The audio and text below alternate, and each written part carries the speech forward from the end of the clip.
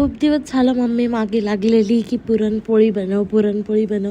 तर आज पण मी विचार केला की चला आज बनवूनच टाकते. तर आज पुरणपोळीचा स्वयंपाक बनवत होती. चणाची डाळ धुवून मी 8-9 शिट्ट्या करून घेतल्या आणि आमटीसाठी मी खोबऱ्याचं खीस, लसूण आणि कोथिंबीर वाटलं. त्यात हळद, आमचा तिखट मसाला, थोडा धना पावडर, मस्त तेल सुटूस्तोवर भाजलं. त्यात पाणी ॲड केलं आणि आमटी तर रेडी होती.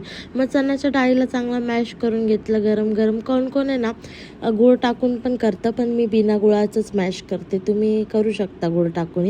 मग मी गूळ ॲड केलं कमी गॅसवर. नंतर ह्यात मी जायफळ टाकलं, थोडंसं इलायची पावडर आणि सुंठ बडीशॉप पावडर ॲड केली. ह्याने खूप छान टेस्ट येतं, तुम्ही ही नक्की ट्राय करा. मग मी पीठ मळून घेतलं. पीठ थोडं आहे ना पातळसर मळून घ्यायचं. पुरणपोळीच्या स्वयंपाकात भजी तर येतेच. कांदा भजी मला जास्त नाही आवडत, पण मम्मीला खूप आवडतं. त्यात कांदा, कोथिंबीर, अजवाईन, हळद, मिरची पावडर, बेसन, मीठ हे टाकून मस्त मिक्स केलं. थोडा सोडा टाकला आणि यात पाणी नाही ॲड करायचं, असंच मळून घ्यायचं. लागलं तर थोडंसं टाकायचं. ह्याच्याने एकदम क्रंचीसे होतात.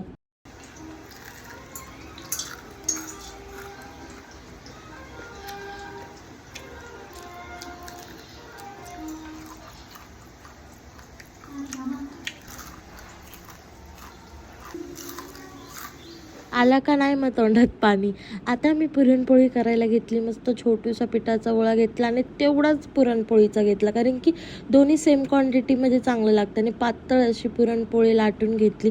आणि माझी पहिलीच पुरणपोळी बघा किती फुगली. माझ्या सगळ्या पुरणपोळ्या फुगतात. तूप लावण्यात कंजूसी अजिबात करू नका, कारण की तुपाने ना टेस्ट डबल येते आणि खूप जास्त टेस्टी लागतात आणि सॉफ्ट होतात. आता मी क्लोजअपमध्ये पण एक पुरणपोळी करून दाखवली. छोटूसा गोळा घेतला आहे, तेवढाच पुरणपोळीचा पण गोळा घेतला. आणि आज मम्मी एवढी खुश झाली होती ना पुरणपोळीचा स्वयंपाक बनवून. म्हणजे मम्मीला फक्त पुरणपोळी खायची होती, पण मी अख्खा पुरणपोळीचा स्वयंपाक बनवला. आमटी, पुरणपोळी, भजी, पापड, सगळं, भात आणि थोडी गवार पण बनवलेली, कारण की मला जास्त आमटी नाही आवडत, म्हणून माझ्यासाठी गवार पण बनवलेली मी. आणि अशी मी माझी पुरणपोळी मस्त लाटून घेतली पातळ. मला जाड नाही आवडत, मला पातळच आवडते, ती भाकरी असो या चपाती असो. नंतर ही पोळी तर बघा कसली फुगली आहे. मस्त दोन्ही साईडून तूप लावून घेतलं. आणि हे गव्हाच्या पिठाची पुरणपोळी, आम्ही मैद्याची नाही गव्हाचीच बनवतात आमच्यात. तुम्ही कोणती बनवता ते नक्की कमेंट करा. आणि व्हिडिओ आवडला असेल तर लाईक आणि कमेंट नक्की करा. तुमचं छान छान कमेंट वाचून तर एक नंबर वाटतं.